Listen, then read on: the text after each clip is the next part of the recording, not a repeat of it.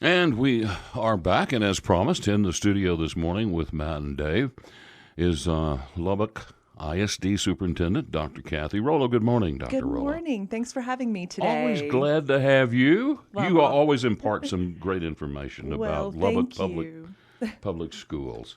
And how are things going? We got all the childies enrolled, and they're all Yes. in their places with bright, shiny faces. That is right. We're actually starting our third week of school. Yep. So already? Yeah. And of course, they had a break this weekend with the Labor Day holiday. Well, so. of course. You can't go to school 3 weeks in a row without a break, can you? I think it's probably closer to 4, but yeah. I think, y'all have about one every month? A Monday off about every month? Roughly, yes. Yeah. Yes, for professional development. Well, let's see. Since we talked to you last, I guess the last news that we heard was that I guess it's the board of directors had talked about the possibilities of arming teachers. That's new. Well, that is new. We actually had a workshop in August, and the board just wanted some information about the different options that are available to school districts to adopt. Yeah. So it was really an informational meeting. We talked about the school marshal program and then the school guardian program, and there are things that the board was interested in learning about both. No decisions have been made, as I've said before. Do you think they seriously consider it? They're looking at it as an option. Yeah. We would be one of the larger school districts to do that, maybe the largest. It's my understanding we would be the largest. Now, we see this typically in smaller school districts, Yes. I suppose, that have a more difficult time in hiring police Yes, and longer response time from police. Right. So more rural districts are usually the ones that do this. Of course, Lubbock ISD has a police force. This is something new within the last, 10, 15 years? It's been at least 15 years that we've had a police force, and we've grown that force over the years. Yeah. We added 3 additional officers this year, and we'll continue to do that. We feel like that's important to have that police presence on our campuses. Yeah. Well, so, of course, if we did something like that, it would be it'd be to protect the kids. And, we had this, I guess you would call it a mass shooting. It was so strung out and weird, but this that happened in Odessa. Yes, tragic. And you had told us that y'all been doing things to try to help out Odessa. What has Lubbock ISD done? Well, I reached out to Dr. Scott Murray, the new superintendent in Ector County ISD, and just offered our assistance in any way. And he got back to me yesterday and said we really could use some counseling support. And so we sent 4 counselors. We have a specially trained counseling group called our crisis counseling team. And so 4 members of that team plus 2 therapy dogs went to Midland to Region 18 Service Center, and they're coordinating the counseling efforts for the school district. So they'll be going to Ector County. Will they be sent to schools? Yes. Okay. Yes. And one of the victims was an Odessa high school student. Yes. So I I'm not saw sure that. if our counselors will be the ones there, but they're going to need counseling support throughout the city because it's a traumatic event for children of all ages. Yes. Yeah, even adult children. Yes. Yes, absolutely. Absolutely, it's horrible. Well, anyway, the new school year, we're three or so weeks into it. Any surprises? Anything that's unexpected? Absolutely not. It's actually been a very smooth start. We've had great response to the beginning of school, and I'm sure we'll probably even enroll some more students today. Usually after Labor Day, really through October, we'll enroll more and more students. Yeah. Well, this is a good time to remind our audience that if you do have a question for Dr. Rollo regarding public schools, our text lines are open. Glad to take your questions at 806-680-2790. So I have a quick question. It's kind of just different kind of thing. Are y'all seeing a swell in the roles here in Lubbock as far as enrollment? We actually, I was just looking at our numbers. Our overall enrollment is slightly down each year, and that's a trend we've been experiencing for the last 10 years. Is that because people are having fewer kids? I don't think so, because our kindergarten numbers are up.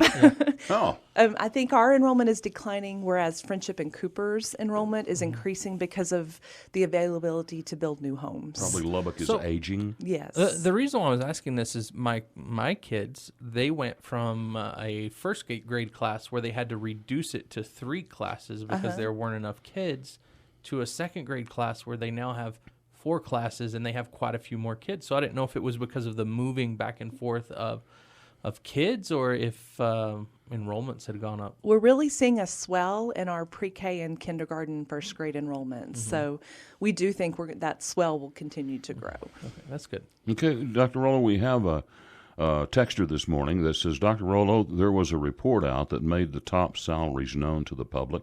How do you respond to so many 6-figure salaries and none of those are teachers? Well, if you think about our school district and compare it to a large business, our district serves 27,000 students. We have over 3,000 employees. We are charged with safety and security of our students and employees. We are charged with ensuring that our students are academically successful, plus all of the extracurricular things that we offer. It's a lot of work to make sure that things are running smoothly and efficiently, and so it takes a team of us to make that happen. So let me ask you this, because I don't know how many administrators y'all have, how many principals, stuff like that.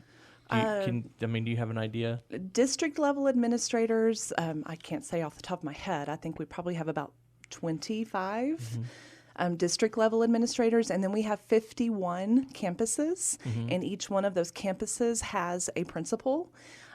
Most of them have at least one assistant principal. Our elementaries, we have some that actually share an assistant principal between 2 schools if their enrollment numbers are lower.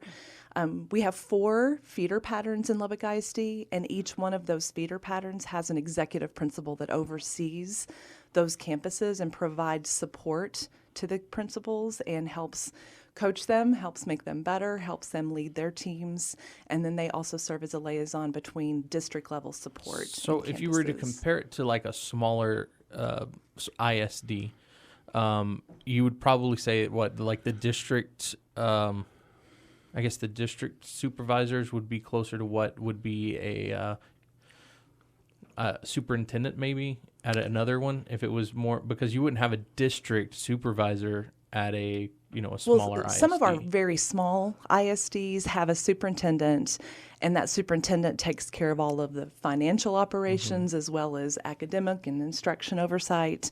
In a district our size, it takes a larger team. If you compare us to other districts our size, our central office administration is actually smaller than most. And since I've been in this role, we've actually reduced the number of central office administrators and pushed that support back down to the campuses. So we've actually worked to reduce our central office staffing and pushed those resources back down to the campus level because we feel that that's important. Okay, 7:15 this morning, and again, Dr. Kathy Rollo, Lubbock ISD Superintendent, with us. Text lines are open if you have a question. Again, 806-680-2790 is the number. Dave and Matt in the morning, along with Dr. Rollo, will return after this break here on KFYO. And we are back here on KFYO Mornings with Dave King and Matt Martin. And, of course, sitting in the studio this morning is Lubbock ISD Superintendent Dr. Kathy Rollo. And what do we want to talk about? Yes. So a couple of weekends ago, our Board of Trustees spent a full day on a Friday and a Saturday going through some training. And part of that training included us doing some hands-on goal setting around student outcomes, things that they really wanted for our students in the next 5 years. And the first and foremost was that by 2024, we want at least 80% of our students to be served in an A or B rated campus. And so we are a B district overall, and we're really proud of that, but we do have some schools that are struggling more than others, and so we're going to do some bold things to make sure that all of our schools are improving. So let me ask you this. How are the high schools doing? I didn't check that. And the reason I ask is you go from all the elementaries being completely separated out, and they slowly filter in to being 3 large high schools, and so I think it's a little harder to get the higher grades there when you have so many students. Well, one of the benefits for high schools in our accountability model is that part of the school is rated on the college, career, military readiness component, whereas elementary and middle school, it's based solely on STAR. High schools get to add in that college, career readiness measure as well. So that helps them because we do really well with that with our CTE programming that we've talked about on the show before. But our high schools, we have 5 high schools actually. Oh, okay. And so Monterey and Coronado both are on the cusp of being a B. They were both 79s, so they're right there. And we feel very confident we'll be able to get there this year. Lubbock High is a B. Estacado is a B. And then Talkington School for Young Women Leaders, which is a middle school and a high school, is an A campus. Yeah. Okay. So you're literally just almost there. We are. We are for high schools, but we do have some struggling middle schools and a few elementaries. But we also have some great plans in place, and we feel like that's going to really help boost our campuses forward. Tell you what, bring us up to speed on some of the construction that we have going on with Lubbock ISD. We have 3 additions that are about to break ground at 3 of our elementary schools where we've had a large number of portables. And so we're trying to get kids inside the brick and mortar and get rid of those portables and reduce that portable footprint. So we have additions at Waters, at Roberts, and at Hardwick. You were talking about the permanent additions, yes, and doing away with the portables. Yes, adding on to the building. Explain to me, that's never made a lot of sense to me because I know when my kids went to Honey, if my memory's correct, it was the first year that Honey opened. My daughter went there. And at that time, they had portable buildings, and I thought, well, yeah. Do they kind of use that as an accordion? Well, I mean, it's a little bit. But these are 3 schools that have had portables, with the exception of Hardwick. Hardwick, we consolidated Bowie Elementary into Hardwick this year. And so we do have some portables that we've added for that consolidation, but we're adding on to the building. Bowie into Hardwick. So yes. What happens to the Bowie campus? Bowie is now our vocational transition center for our students with special needs who are between the ages of 18 and 21, and they're learning job skills, career skills, so that when they leave us at 21, they can go into the workforce. Which, again, one of my favorites is Byron Martin. Yes. Bring us up to speed at Byron Martin. So our enrollment in our career and technical education programs has grown every single year, and we're up again this year by another 300 students who are enrolled in those courses. Your culinary school is up and running now, right? Yes, we have culinary at all 4 of our high schools, but the higher level courses, they actually go to the ATC to take it in the full kitchen that's there. Now, what all can you learn at Byron Martin? Oh, there is so much. It's extensive. I could be here all day and talk about that. Really? Lots of different career fields in the health industry. Those are growing substantially. We have... That would prepare you for what, nursing degree? Nursing, phlebotomist. There's EMT. There's all different kinds of career pathways you can choose in the health industry. A lot of kids who are doing that want to actually go on to medical school someday. So it's a great head start in that field. Culinary, we have... And then, of course, there's what, like welding, electrical, plumbing? Yes. Automotive. And those automotive. And I know that, and we've talked about this before. I mean, I know plumbers that cannot find help. And there is so much and a lot of technology jobs as well. A lot of career pathways in technology. Yeah. Broadcasting. Yeah. There are so many options for our kids. That's it. I need to go there. Yeah, but I wasn't going to say anything. I think you got that down, Matt. But please visit our website if you want the full listing. Which is? www.lubbockisd.org. And you can lubbockisd.org. Yes. There's so much need for that. And more and more we're hearing about so many college degrees simply won't pay back what the cost of college is. And that there is such a big need for the trades, electricians, plumbers, carpenters, and on, like we talk. And I know that there has to be in the nursing field, too. We offer lots of industry certifications. So you can literally graduate from high school and be ready to go into the workforce and make a good living wage.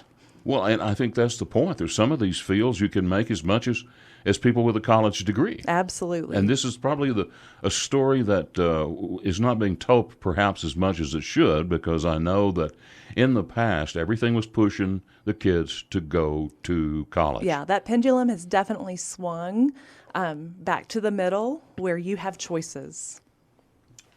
Okay, again, so glad to have you out for your monthly visit. You're always interesting and always bring us up to speed, answer some questions that people have about Lubbock ISD. Well, thank you Dr. for having Kathy Rollo. us. You guys are doing a great job. Educate those kids. We will. We will. Thank you. All right.